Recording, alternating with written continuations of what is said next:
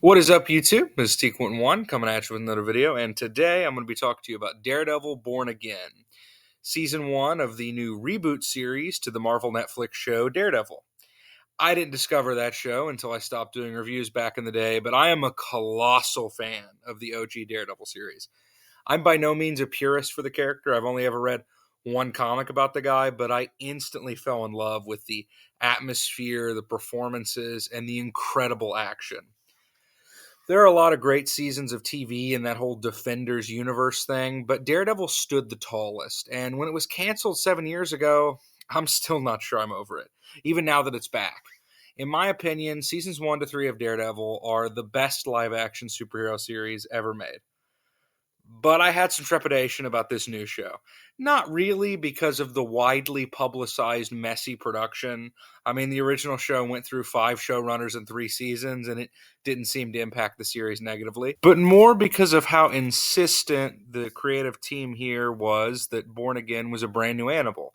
Not season 4, season 1 was a common refrain in interviews. And I don't know, I wasn't sure that's what I wanted. After having seen the whole thing, I can say that Daredevil Born Again is a solid, watchable season of TV, just not on the level of what's come before. Starting with the positives, the best thing about Daredevil Born Again is that it's more Daredevil. It's good to see Charlie Cox again. It's good to have Vincent D'Onofrio back as Kingpin. It doesn't reinvent the wheel, but the show has been sorely missed. And just seeing these characters and stepping back into that world, it carries a lot of this. The performances are pretty incredible. Not just from returning characters, although it goes without saying that Charlie Cox owns Matt Murdock in the way that Hugh Jackman owns Wolverine or Susan Eisenberg owns Wonder Woman. This is his part now and forever, and he still crushes it. He doesn't get to be Daredevil as we know him very often, and that's one of the more controversial aspects of this season. It's pretty light on superhero action. After a lengthy opening fight, we don't see him in action as Daredevil until episode 7 out of 9. It's easy to point to that, but for me, that was not really one of my issues. Yes, the other seasons of the show were able to balance legal drama and superhero expertly, but I actually felt the procedural aspect of Born Again is when the show is at its strongest. All the legal stuff in Born Again is great. The trial of White Tiger early in the season is especially gripping stuff. It felt like classic Daredevil. I also thought the bank heist episode was cool. I liked seeing Matt in a situation where his dual identity was front and center, especially considering how much of the season he was just in lawyer mode. Equally great is the Wilson Fisk stuff. I loved his storyline.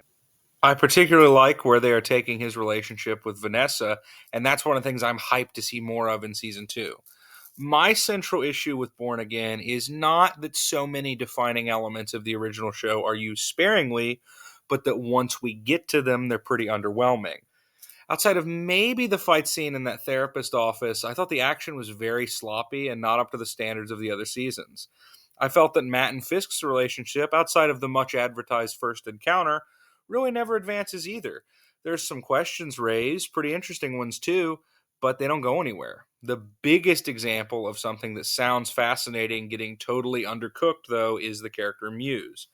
Like I said, I don't know much about the comics side, but this guy seemed really interesting, like Banksy as a serial killer.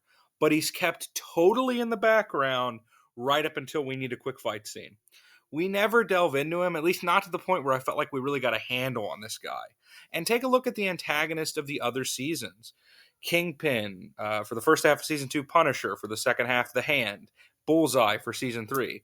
All the previous villains in the show had a really great sense of character. They had a lot of development. Not so much here. He's got a great look, and I thought the actor did a fine job, but the character itself was a real letdown. Finally, the new characters are a bit mixed. I liked Matt's new girlfriend, Heather, quite a bit. She seemed like a pretty big departure from Elektra, almost the exact opposite. Rather than a fiery personality who encourages Matt to throw himself into the life of a superhero, Heather is basically an anti-vigilante activist, as well as being a therapist, a la someone who's good at seeing through deception.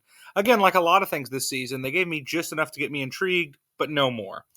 Maybe that comes from the fact that they already knew they had a second season, I'm not sure. But the biggest flaw in Daredevil Born Again is that you can see the seams. You can tell when you're looking at something from the allegedly disastrous original production and when you're looking at a reshoot. Even the untrained eye can spot the obvious green screen or how a certain fight scene early on is almost completely obscured by smoke as though they didn't have time to finish the choreography. Put simply, it's not unsatisfying, but it's really rough around the edges. 7 out of 10. This is T Quentin 1 signing out.